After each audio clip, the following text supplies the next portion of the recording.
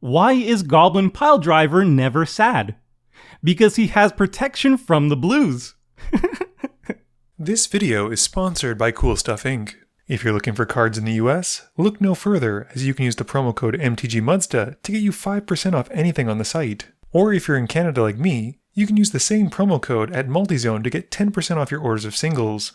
If cards aren't what you're looking for, Original Magic Art has playmats, tokens, and sweet art that you can use that same promo code to help you get 5% off your order there. If you're looking to bling out your cards, using Alter Sleeves is a great way to do so, and you can click the affiliate link in my About section to help out the channel as you make an order. And if you just want to help out the channel, you can always consider becoming a patron for as little as $1 a month and join the generic Goblin Gang. Hey gang, and welcome back. Today's game finds us back at Multizone, and Kevin has joined us again with his Zara Renegade Recruiter deck again. He keeps Thassa Deep Dwelling, Mirrorwing Dragon, Mimic Vat, Desolate Lighthouse, Island, Command Tower, and a Myriad Landscape. Kilby is playing his Belbe Corrupted Observer, keeping Reliquary Tower, Artisan of Kozilek, Swamp, Forest, Desolation Twin, Zendikar Resurgent, and a Horizon Stone. Habib has rejoined us playing Aesi Tyrant of Gyre Strait, keeping a Forest, Verdant Sun's Avatar, Wickerburrow Elder, Kadama's Reach, 2 Islands, and a Whelming Wave. I have brought my Ramos Dragon Engine deck, keeping a Vulpikeet, Vivian Monster's Advocate, Forest, Blood Crypt, Pollywog Symbiote, Simic Key Ruin, and a Rampant Growth. Kevin wins the die roll and starts us off. He draws, and plays an island, casting a Wayfarer's Bauble. Kilby draws, and plays a swamp, and then taps it for a Deathrite Shaman. Habib plays a Woodland Stream, passing to me. I play a tapped Blood Crypt, and pass. Kevin draws, and plays a Command Tower, before paying 2 to crack the Wayfarer's Bauble, going to find a mountain, and passing to Kilby. Kilby draws, and plays a Forest, and then casts his commander, Belbe, and swings a Deathrite Shaman at Kevin for 1. In his second main phase, he makes 2 colorless mana from Belbe, which he doesn't use for anything, and passes. Habib draws, and plays a Forest, passing. I draw, and play a Forest as well, casting a Rampant Growth to find a Plains, and pass to Kevin. Kevin draws, and plays an island, before casting Thassa Deep Dwelling, and passing the turn. Kilby draws, and plays a Reliquary Tower, and activates the Deathrite Shaman to exile my Rampant Growth, dealing 2 to his opponents. In his post-combat main phase, he makes 6 colorless from Belbe, and then casts a Horizon Stone. This allows him to keep 1 colorless mana floating as he passes to Habib. Habib draws and plays an island, and then casts Kadama's Reach. He finds an island and a forest, putting the island into play and the forest to hand. I play a mountain and cast a Simic Key Ruin. I still have enough mana to cast a Pollywog Symbiote and pass to Kevin. Kevin plays a Desolate Lighthouse and casts Zara, Renegade Recruiter, passing to Kilby. Kilby draws and casts his own Kadama's Reach to find a forest for the play and a swamp to his hand, which he then plays for turn. Kilby then activates the Deathrite Shaman, exiling Habib's Kadama's Reach and dealing 2 to each of his opponents. This means that when he moves to his second main phase, he gets 6 colorless mana from Belbe, and he decides to stockpile it onto the Horizon Stone. Habib draws and plays a Forest into a Wickerburrow Elder. Once it's resolved, he removes the counter from it to destroy Kilby's Horizon Stone, and with nothing else, passes. I play a Hollowed Fountain, shocking myself for 2 so it comes in untapped. I cast a Domri Anarch of Bolas, and uptick him for mana, but with nothing to cast, I pass to Kevin. Kevin draws and casts a Gataxian Probe for life to look at Kilby's hand.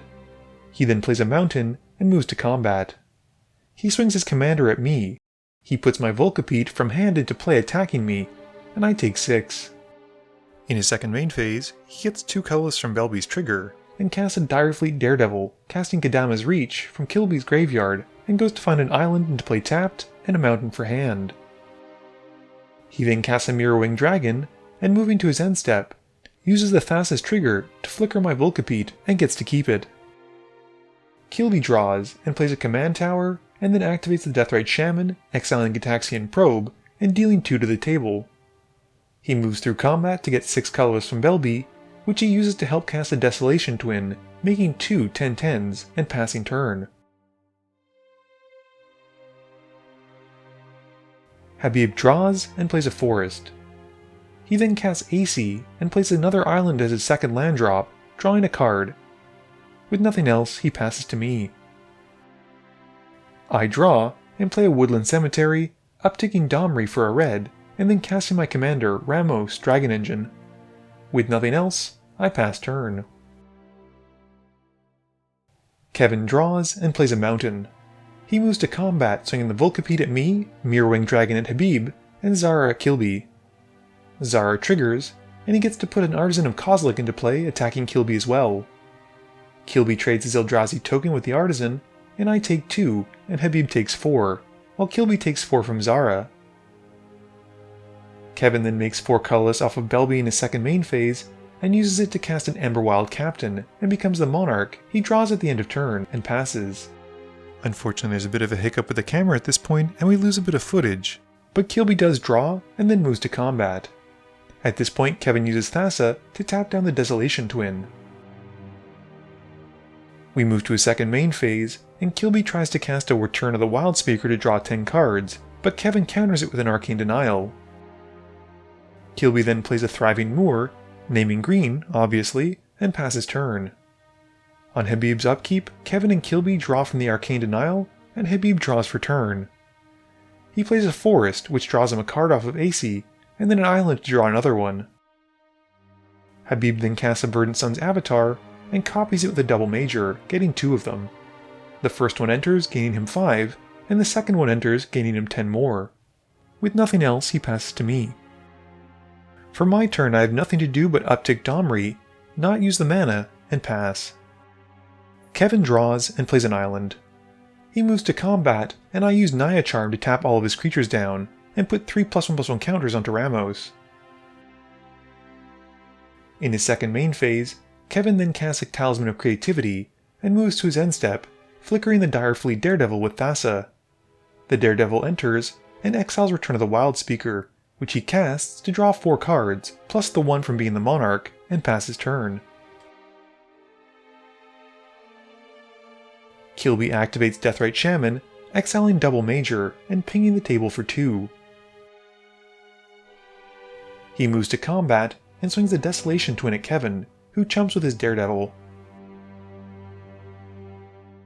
Kilby still gets to make 6 colorless mana, and then casts a Zendikar Resurgent, and follows that up with a Wilderness Reclamation, and then a Sanctum of Stone Fangs, passing to Habib. Habib draws and plays a Reclamation Sage, blowing up Kilby's Zendikar Resurgent, and gaining 2 life off the Verdant Sun's Avatar triggers. He then plays a Forest, and then an Island, drawing a card from Aesi each time, and moves to combat. He swings the 2 Avatars at Kevin for 10, and they connect, stealing the Monarchy, but does take 5 off the Emberwild Captain's trigger. Habib then passes, drawing from being the Monarch. At the end of turn, I cast a Golgari Charm to destroy the Wilderness Reclamation, putting 2 more counters onto Ramos before moving to my turn.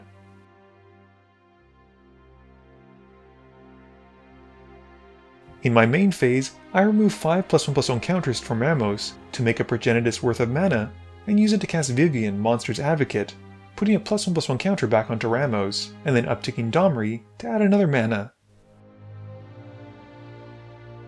I then use some of that floating mana, and cast Scoot Swarm off the top of my library, getting another counter onto Ramos.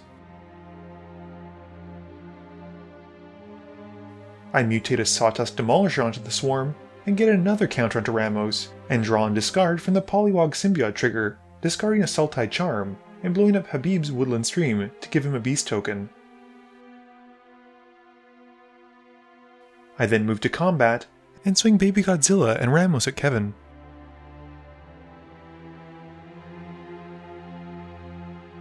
I then pass turn, and during my end step, Kevin casts Peek, targeting Habib, to look at his hand, and then draws, and then we move to his turn.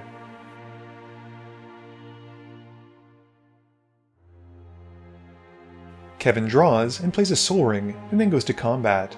He swings the Mirrorwing Dragon and Zara at Habib, and the Volcapede at me.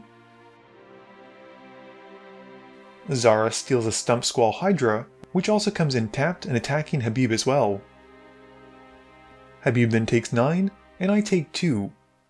Kevin then gets 4 colorless off of Belbe in his second main phase, and uses it to cast Solemn Simulacrum, before casting a quasi-duplicate on the Mirrorwing Dragon and basically copies his entire team with a token. He then jumpstarts the quasi-duplicate to copy his whole team again, getting yet another token, before flickering the real Solemn Simulacrum at his end step with Fastest Trigger. Kilby draws, and the Sanctum activates, draining the table for 1. Kilby then activates the Deathrite Shaman to eat Peak and deals 2 more to the table. We move through combat, and Kilby gets enough mana to help cast Coveted Jewel, drawing 3 as it enters, and then casts a Pestilence, which he activates once, to ping each creature and each player for 1.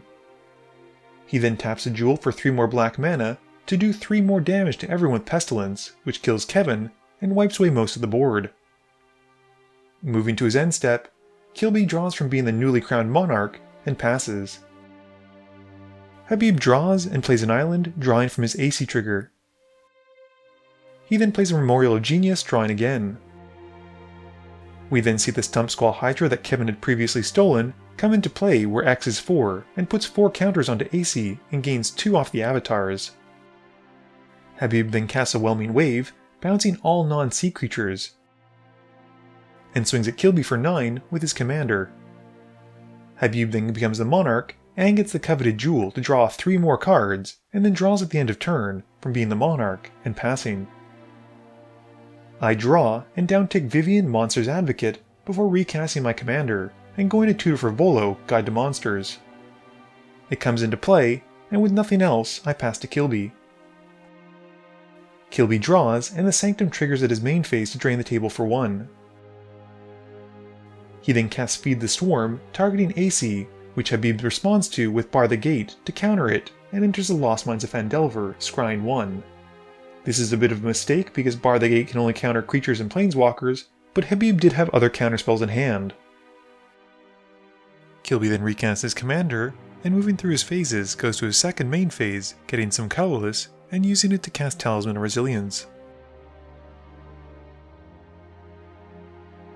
Habib draws and casts Scourge of Fleets, bouncing his opponent's creatures back to hand. He then recasts the Stump Squall Hydra, where X is 5, to put 5 more counters onto Aesi. Moving to combat, Kilby activates Pestilence to kill the Stump Squall Hydra, and deals 1 to everyone. Aesi then swings at Kilby, which kills him from commander damage, and Habib finishes the turn and passes. I draw, and with nothing to do, concede the gain to Habib's board since I know I'm dead either way. Game review time. So I probably could have stuck it out for another turn or 2, but Habib showed me an Arcane Denial and a counterspell in hand, which really made me not want to play it out. Those counterspells were also the reason that I felt the game was good enough to be able to post, considering the mishap with the earlier counterspell that could only be used on creatures or planeswalkers. I really enjoyed Kilby's Belbe deck, as it provided him with a really cool way to ramp in green and black that was outside of the norm. Unfortunately, the only downside is that he also gave the colorless mana option to his opponents, which is not something I always want to do. As we saw in my earlier posted Zara game with Kevin, this deck is pretty sweet, and I'm glad to see that he bought Mirrorwing Dragon for the deck because it did so much work that last time after he stole it from someone else. This video wouldn't be possible without the help from my sponsors, Cool Stuff Inc., Multizone, Original Magic Art, and Alter Sleeves. But it definitely wouldn't be possible without the help from you, the viewers, and my patrons. So I just want to say thank you for watching, and to remember, friends are just opponents you haven't eliminated yet.